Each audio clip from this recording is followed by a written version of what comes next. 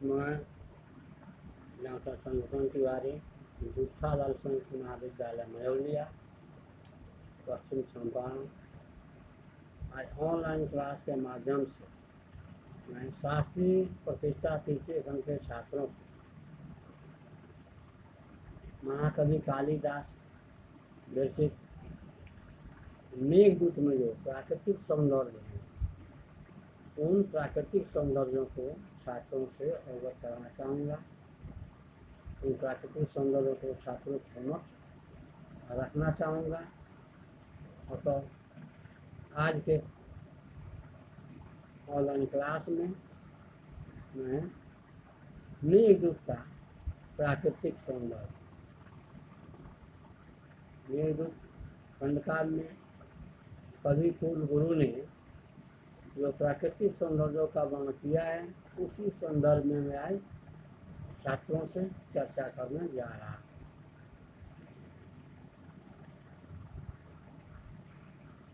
मेघदूत में प्रकृति केवल दृश्य प्रकृति न होकर मानवीय भावों, विचारों और अनुभूतियों से संपन्न के अभिनेत्री है, जो अपने हाव भाव, लास्य, प्रणय, व्यापार और कमनीयता से सभी सहृदय को आकृष्ट करती है। मेघ चेतन दूत से अधिक सक्रिय, रसिक, स्नेही, आज्ञाकारी और प्रतिमन्मते। यह समयानुसार गरजता है, बरसता है, जलाग्नि को शांत करता है, पानी पीता है, नदियों से क्रीड़ा करता है, श्रम बिंदुओं को हरता है, स्त्रियों के साथ प्रेम के लिए करता है, विरह कृष्ण नदियों को वर्षा से संतुष्ट करता है। महाकाल की आरती के समय उज्जैन के महाकाल मंदिर में अपने गर्जना करते हुए नगाड़े का कार्य करता है, अर्थात पूजा के समय वो वाद्य यंत्र के रूप में गर्जन करते हुए प्रस्तुत होता है। इस प्रकार हम देखते हैं कि महाकवि ने अपने इस खंड काव्य में अलका से रामगिरी तक के मार्गों में नदी, पहाड़ आदि आते हैं, उनका सजीव चित्रण इस खंड काव्य में कवि ने दर्शाया है।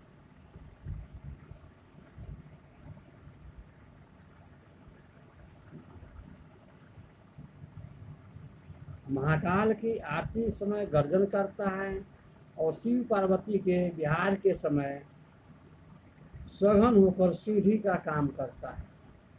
यह इस खंड काव्य की विशेषताएं हैं। कवि का प्रकृति के साथ रज्ञात्मक संबंध है, अतः प्रकृति भी मानवीय हर्ष और शोक की अनुभूति करती है। प्रकृति का जिस सहृदयता और मार्मिकता के साथ कालिदास ने वर्णन किया है, वो उनकी सूक्ष्मदर्शिता और मार्मिकता के साथ कालिदास ने वर्णन किया है, उनकी सूक्ष्मदर्शिता, भावुकता और तदात्मभूति का परिचायक है। अर्थात विद्वानों का मत है कि कवि ने इस काव्य में जो प्राकृतिक सौंदर्य का वर्णन किया है, वो ठीक उसी प्रकार दृष्टिगोचर होता है जैसे इस खंड काव्य में उन्होंने मेघ के लिए जो मार्ग प्रशस्त किए थे, मेघ के जो मार्ग बताए थे कि कैसे कैसे तुमको अलका तक जाना है, ठीक उसी प्रकार इस प्राकृतिक वर्णन में भी यह लगता है कि कवि इन प्राकृतिक चिन्हों से पूर्ण अवगत है और इन प्राकृतिक वर्णनों में पूर्ण रूपेण निपुण है।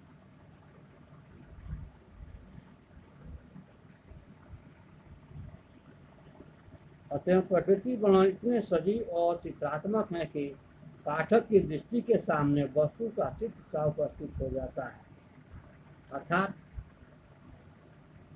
इस प्राकृतिक वर्णन में महाकवि कालिदास ने जो प्राकृतिक चिन्हों, पर्वतों, नदियों, झरना, पहाड़ों का जो वर्णन किया है, पूर्णतः लगता है कि एकदम सटीक है, एकदम नवीन है। जो विषय वस्तुओं का वर्णन कालिदास ने किया, वो लगता है कि अभी अभी वो वर्णन कर रहे हैं, अभी अभी चित्रों को चित्रित कर रहे हैं। इस प्रकार महाकवि कालिदास की प्रकृति वर्णन में दक्षता सिद्ध होती है। प्रकृति में मानवीय भावनाओं का आरोप करते हुए कवि मेघ से कहता है कि तुम रामगिरी से विदाई लो, यह तुम्हारे वियोग में गम आंसू बहाकर अपना प्रेम प्रकट करता है। मेघ और पर्वत का सौहार्द कितना मनोरम है और देखने को मिलता है। काले काले भवति, काले काले भवति भवतो यस्य संयोग एत्यः स्नेह व्यक्ति चीर विहजम उंचतो वाष्णम। हे में तुम्हें मार्ग में थकान लगेगी, अतः पर्वतों की चोटियों पर विश्राम करना और प्यास लगने पर नदियों का पानी पीते हुए जाना। अर्थात इस प्राकृतिक वर्णन में महाकवि कालिदास ने अपनी अनुभूतियों का भी चित्रण स्पष्ट रूप से किया है, क्योंकि मेघ यदि निर्जीव है और मेघ इस खंडकाव्य का दूत है, उससे प्यास लगने की आवश्यकता ही नहीं, जो थकान का महसूस ही नहीं। यह तो निर्जीव है, तो सजीव है नहीं, तो थकावट होगी, प्यास की अनुभूति होगी। फिर भी महाकवि कालिदास ने जो इस पद में वर्णन किया है, उससे स्पष्ट होता है कि उन्होंने अपनी अनुभूतियों को उजागर करने का सफल प्रयास किया है। इसीलिए कहा जाता है कि महाकवि कालिदास छोटी छोटी घटनाओं को अपने वर्णनों के द्वारा रोचक बना देते हैं, सुंदर बना देते हैं, क्योंकि अच्छे कलाकार हैं, काव्य कला में कुशल है। तभी तो लिखते हैं कि पर्वत की चोटियों पर विश्राम करना का मनुष्य कार्य करते करते जब थक जाता है तो विश्राम चाहता है। ठीक उसी प्रकार उन्होंने मेघ के लिए निर्देशित किया है कि तुम यदि थक जाओ तो पर्वतों पर विश्राम कर लेना, और तुम्हें प्यास की अनुभूति हो तो नदियों में पानी पी लेना। एवं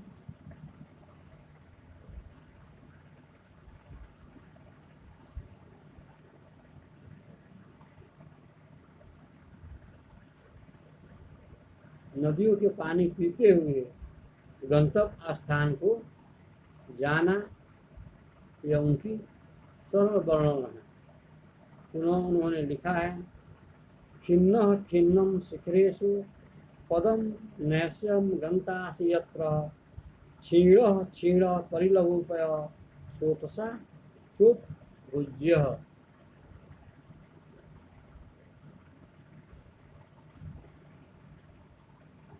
हे मेघ, तुम शिव जी के नृत्य के समय उनकी सहायता करना, हस्ती बम ओढ़ने की इच्छा को पूर्ण करना, तुम्हें पार्वती भाव विह्वल बस दृष्टि से देखेगी। नृत्यारंभे हर पशुपते आद्र गजाज सैन्नम शांतो उद्वेगम अस्मितम नैनम दृष्ट भक्ति भवान्वया। मेघ और नदियों का मेघ और नदियों का नायक और नायिका के रूप में चित्रण किया जाना। मेघ नदियों के हाव भाव का आकृष्ट होता है, उससे अनुराग करता है, उसके साथ रमण करते हुए उनकी कामना पूर्ण करता है।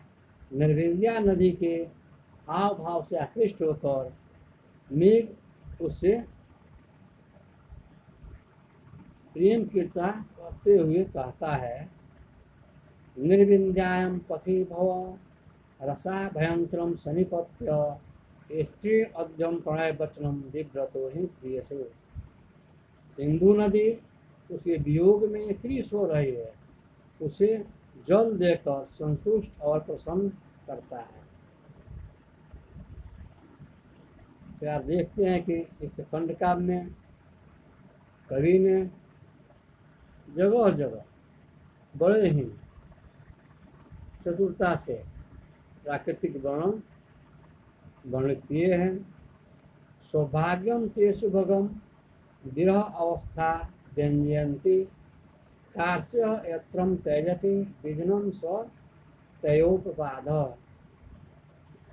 मेघदूत की वायु से भी रसिकता है, शिप्रा की वायु चापलूस की तरह सूरत खेद को दूर करती है। जैसा कि यत्र स्त्रम हरते सुरतगलानि अंगानुकूलः शिप्रावातः प्रियतम इव प्रार्थना चाटुकार। प्रकृति में भी कोण है, अलका के भवन में मेघ से कम सुंदर नहीं है। मेघ में बिजली है, इंद्रधनुष की रम्यता है, मनोहर गर्जन है, जल है और उच्चता है। तो अलका के भवनों में भी मनोहर चित्र है, संगीत की ध्वनि है, मणि जटित हर्ष है और गगनचुंबी अटलकाय है। कवि की कल्पना शक्ति का मनोज्ञ दृष्टांत है। इस प्रकार हम देखते हैं कि जैसे मेघदूत खंड काव्य में महाकवि कालिदास ने जो प्राकृतिक वर्णन किया है वो अत्यंत ही सुंदर और रमणीय है, क्योंकि मेघ जो निर्जीव है वो दूत के रूप में कार्य कर रहा है। उसे अलका से रामगिरी आश्रम तक जाना है और खिन्न न हो, वो थके नहीं। इसी उद्देश्य से महाकवि कालिदास ने उसके श्रम को दूर करने के लिए अथक वर्णन इस खंड काव्य में किया है।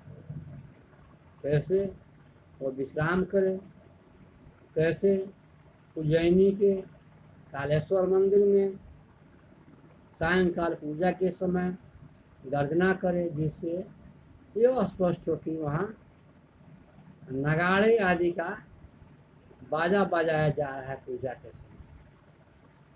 इस प्रकार हम देखते हैं कि कवि कुलगुरु ने इस खंड काव्य में जो प्राकृतिक वर्णन किए हैं वो अत्यंत ही मनोहारी, सुखद एवं सराहनीय। जय संस्कृत।